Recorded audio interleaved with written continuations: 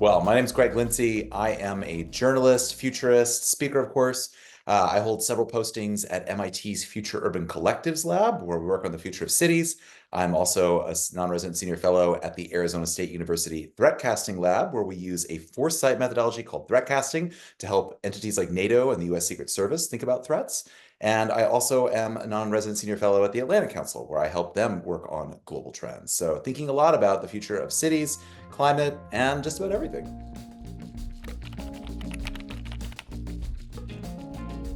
Well, when it comes to the future of work, I am not quite worried that the robots will take our jobs, but I am very curious about how these advances in generative artificial intelligence are playing out. I've been spending a lot of time, for example, thinking about agents, which is the idea of that after chatbots come AI programs that can increasingly act for themselves. And I've spoken to a lot of organizations and experts in this and technologists who are actively trying to create digital twins of people and of organizations that would allow them to replace the tasks and functions of people. And so I'm not quite worried, as I said, but I am very concerned about how will this play out? How will we use AI and these technologies to augment human productivity and help people be better versions of themselves versus automating and replacing them? And that's going to be a question not just of the technology, but of policy, but of how organizations use it, of the political economy involved.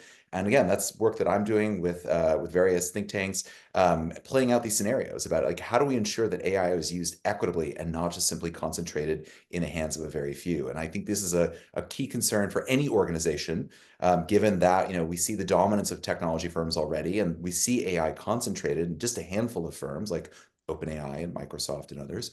How do we ensure that more power is not concentrated in their hands? And again, how do we help people own their digital twins or be in control of their likenesses or be able to express themselves in this? So I think there's a lot of questions out there, and we haven't really begun to grapple with the consequences. That's an amazing question to think about. We look back over the last 20 to 30 years, and now we're in the 90s to early 2000s and think about how that changed. I mean, obviously, it'll be a question of, what are the next technological advances? And how does that play into organizations and how does that play into the climate crisis? So, for example, I mean, obviously, I hope cities will evolve where they will use a combination of technologies and techniques and nature to make themselves more adaptable and resilient to the climate crisis. Things as simple as planting more trees for shading and defeating urban heat island effects, investing in wetlands and things to deal with flooding, both from sea level rise and from weather events, which is striking places that were unforeseen from climate models just a few years ago. So there's going to need a lot of investment in infrastructure, and that infrastructure could look like plants. And so, how do we make those foresighted investments? When it comes to the future of work in cities and how we live, I mean, remote work, I think, is just the beginning. What the pandemic did of really breaking those norms about having to always be together, I think is going to lead to a lot of new types of organizations and new forms of collectives and people being together. I could go on and on about this, but we've seen, various ways of organizing people. Blockchain advocates talk about this with decentralized autonomous organizations. We're going to be able to simply pull collaborations together at various scales, in person, scattered across the world, with AI, with or without AIs. And that's going to need new spaces in which to work. Maybe it won't be our homes. I don't think it should. We can actually see studies that show that the most productive people are the ones who don't spend all their time at home or all their time in the office, but is going between the two. And so what does this new hybrid future of work look like? And where does that happen? And then finally, my biggest hope for cities is that, so we reinvigorate, we rediscover the joys of being around other people. That was my biggest hope coming out of the pandemic, is that once we were all locked inside for a year, we would want to be with people. And that's true. We see this, the reason that cities like New York have recovered where San Francisco haven't is because it's in the nightlife, it's in the dining.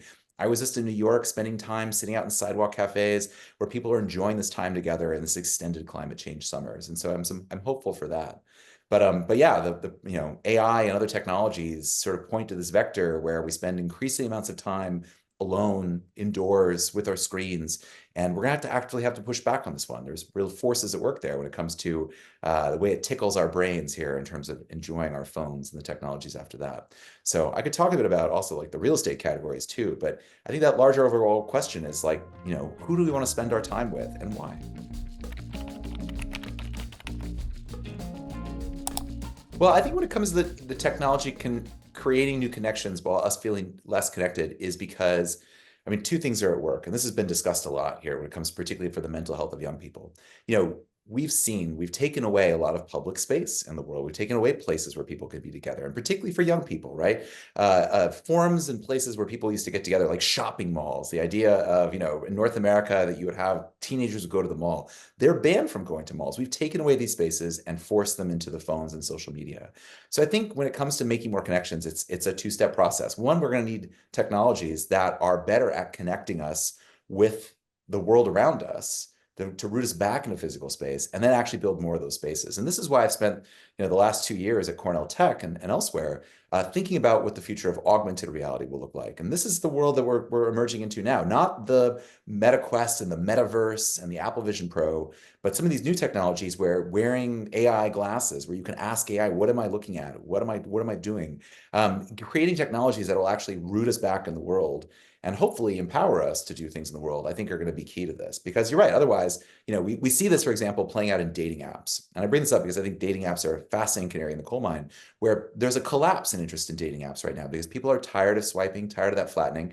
And you see in places like New York and elsewhere, running clubs and new forms of social organization where people are desperate to meet other people in real life. So how do we create these new kinds of rituals and being together in this? And I think this is true for cities. I think it's true for companies. I think it's true for anybody in organizations.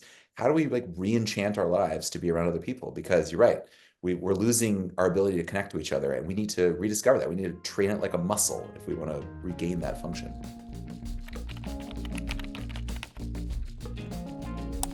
Well, I'm always reminded to think about the best line from Harry Potter is about the Marauder's map, the magical map where you can see everybody on it. I believe Ron Weasley's father says, "Never trust a thing that can think for itself unless you know where it keeps its brain." And I feel like we've all spent the last, decade plus or so with social media and others never knowing where it keeps its brain. And so we've all been subject to some forms of digital manipulation. This is a project I've worked on for the US Secret Service about micro-targeting, about looking at forms after Cambridge Analytica, of course, which used Facebook to target potential voters in the elections of 2016, and also, of course, in Brexit. What happens when we're being preyed upon by algorithms and AIs that we don't really know what their ultimate intentions are? So I think that's part of the reason for the mental health crisis, is that we were treated by these platforms as a resource to be mined. And with AI, it takes it even further. We're all just training data for what they're trying to build. And so, I think when it comes to mental health, we need to push back on it, but push back on an individual level in terms of, what is it we really want out of these devices to actually explore what they're about. But again, thinking about also, again, policies as organizations, AIs are riddled with security flaws. If you're running a company, making sure that it's not preying on your employees, preying on your systems and data. And then if you're a government stakeholder, actually effectively regulating this. We've seen with the European Union's AI Act, the first meaningful stance on this. As we have this conversation, California is waiting to see if Governor Newsom will pass the first really substantive bill in the United States. We could be a moment where we think about this to protect ourselves, or, we sort of let it go because, of course, what's bad for our mental health is very good for the stock markets.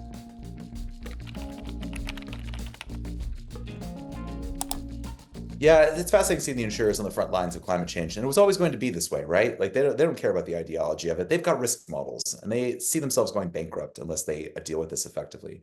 But you can see the way it's playing out here, where you see insurers are dropping as many policies as they can. I mean, being in the North American context, you see it in California, you see it in Florida, starting to affect Texas. They either want to drop tens of thousands of policies, abandoning those homeowners, or they're petitioning successfully to increase rates 20, 30, 40%.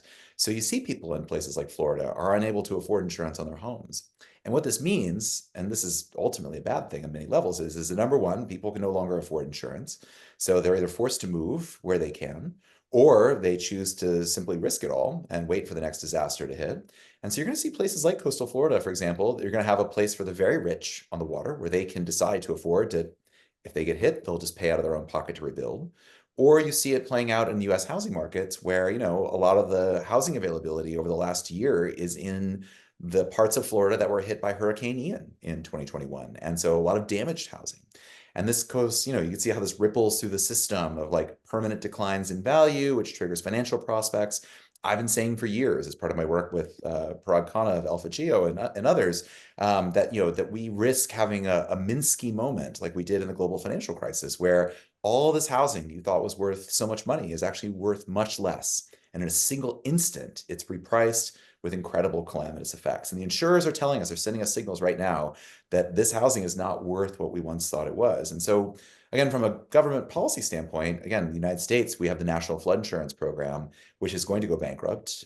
We need to think about how serious we are about, privatizing the profits and socializing the losses when it comes to climate disasters. And then longer term, we need to think about, where do we want to motivate people to go? And there's fascinating experiments I could talk about by, Zillow and Redfin and some of the various housing search, that if you show people the climate risk of these areas, they will make good decisions. They will choose to move to less risky areas.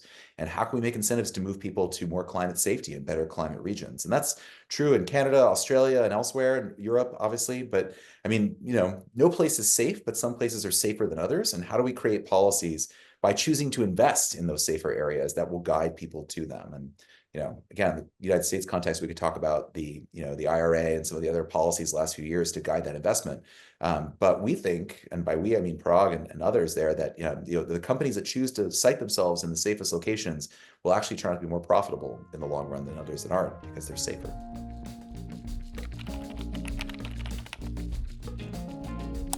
Yes, well, it is interesting that, a moment here we were this close to decarbonizing the grid here. Along comes generative AI, and now, we're adding as much power as we possibly can. I thought the latest news I just saw is that, Microsoft has encouraged someone to rehab 3 Mile Island, site of the famous borderline nuclear disaster in 1979. So, all available sources of energy.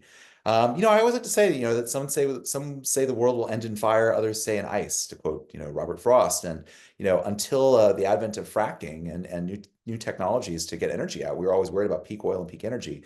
Now it's very apparent here that, we're going to keep chasing AI and other energy intense forms in pursuit of new technologies. So, I think to the credit of a lot of them, they're trying to get as much clean tech online. And there's a whole argument to be made that this will be the ultimate wind in the sails of the renewables energy industry, because just guaranteed demand for years to come. But it also means in the short run, reinvigorated interest in coal and in natural gas and in other forms of fossil fuels as well, too. So I do worry that we're going to blow right past 1.5C, the Paris Agreement, and emerge into uncharted territory. And it seems pretty apparent here that, the idea of sustainability, which, think about that word for a moment, what do you want to sustain? What are the values you want to sustain? And ultimately, sustainability is about business as usual continuing as it is. I definitely think that's not going to happen. We're not going to have business as usual. The technological vectors at play mean we're going to sort of go past that. And what is that going to merge into? I am ultimately hopeful here that we're going to see huge growth in renewables and that we can maintain some sort of, energy viability here. But I think we have to have a larger societal conversation about what values do we want to sustain? What is it that we want to preserve? And I think ultimately we should want to sustain our climate, not our economy. And that requires, I think, trade-offs, harder trade-offs than most people are willing to make, or at least policymakers are willing to make. As a final thought of this, I always come back to Amory Lovins, the great environmentalist and thinker of this, who back in the 1970s had this great line that, people don't want energy. They want hot showers and cold beer. And that's what we need to think about. What is it? What are the pathways to get there? You don't need the current grid. You don't need the current way of life. We need to choose what values we prize and then figure out the technological and policy paths that get us there.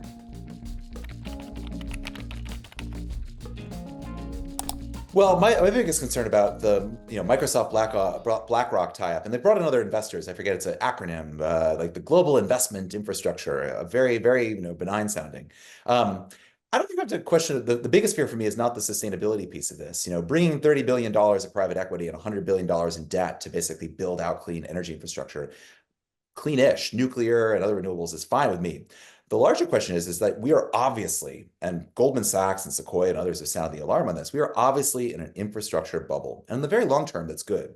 The same way that, British railways of the 1840s or dark fiber of 20 years ago was good in terms of creating this latent capacity. I just worry about the fact that, there's going to be winners and losers in this. There's going to be a lot of losers when this bubble pops. And so what does that mean in the near term for, basically the fact that global stock markets now rely on NVIDIA and others? And so, and this plays out, of course, to many of the real estate clients I speak to as well, who are, infinitely interested in building data centers. You cannot go wrong at this particular moment building data centers. But who gets left holding the bag, and what does that look like? And how will the technological paradigms change? What if AI suddenly is much less data intensive or compute intensive? Hard to imagine, but we've seen in the history of computing that there's cycles of centralization, mainframes, the cloud, and decentralization, PCs on your desktop and phones in your pocket. What if that paradigm goes back and suddenly all those data centers trickle out into the world while all of our phones are doing computation for AI when we're not using them or other sort of latent capacity? So, I just hope that we're not throwing tons and tons of money after this, because it's that larger problem where we don't really know where the future is and we don't really know what to invest in. For the last 20 years, we've been chasing like any growth opportunity here because of low interest rates, et cetera. So, I just hope that we're not throwing good money after bad in this, and that, that we are in fact creating the infrastructure of the future, not just sort of a wasteful bubble like we were actually for a moment with crypto.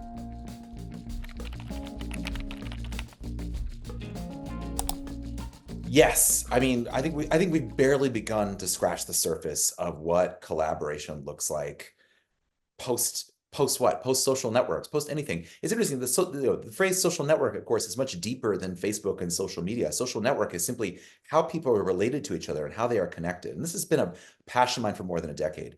We really don't know how people work together or who creates value in organizations. And most honestly, I haven't been that interested in it.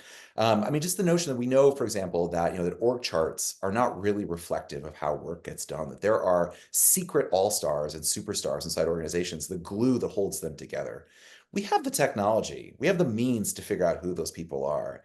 And we have the means to free ourselves from the myth that like whoever's in the office the longest is the most productive worker. I'm very disheartened, for example, by Amazon and others that are trying to now force a final return to office. We could invest in creating the technologies to understand, like basically how people are working together and how they're creating value and connecting to people outside of our organizations, and empower them to do that. And we're seeing this a little bit. I'm very heartened by the fact that there's a new role that's emerging inside organizations called Chief Experience Officer. This is finally that person I've been talking about for a decade who sits somewhere between human resources and facilities management overlooking the office. And their job is to simply help people work better wherever they are, however they are, in whatever medium. That's a role that needs to be incredibly empowered there. Just simply, if we really believe that people are your greatest resource, then simply enhancing them and creating the structures around them to help them do their job, whether that is a good home office and bandwidth, or whether that is creating space in the office or investing in third place office space for them, great. We should be doing all of the above. And so, so I would like to see that one, because I'm always fascinated by the fact that, that organizations typically learn that the most productive person in their organization is not the one who's in the office the longest, but then they forget it and they have to prove it all over again. I just hope we get to a point where we really intrinsically believe that. And, we see this. We see a number of organizations that are remote first or are hybrid first, but there's a lot that have a long way to go. And I'm looking at you, Amazon.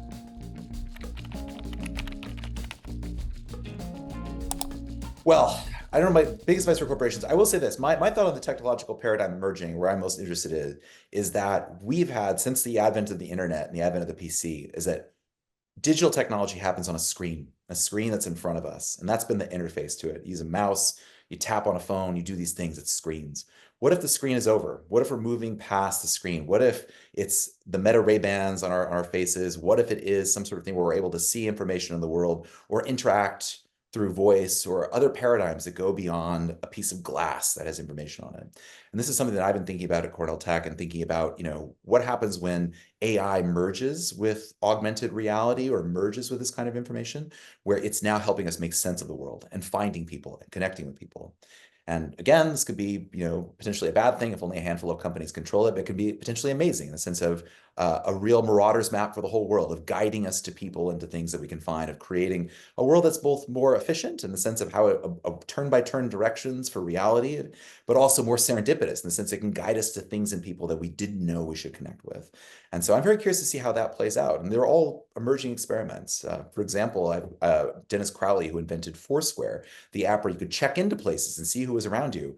He's got a new one where you basically listen on your earphones, your AirPods or your headphones, and it will tell you who's around you or point you in interesting places. There's all these new experiments here. And when it comes to organizations, this will play out in the form of retail, guiding you to things you didn't know you want to purchase, or helping you make purchases anywhere in the world. What does omnichannel commerce look like, where suddenly you can order anything from anywhere?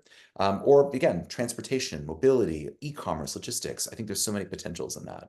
So that's the technology that I'm keeping an eye on here. We talk about AI and we're trying to figure out the value in AI, but I think more it's about what happens when the screen is everywhere. And that, I think, is a true epic changer right there.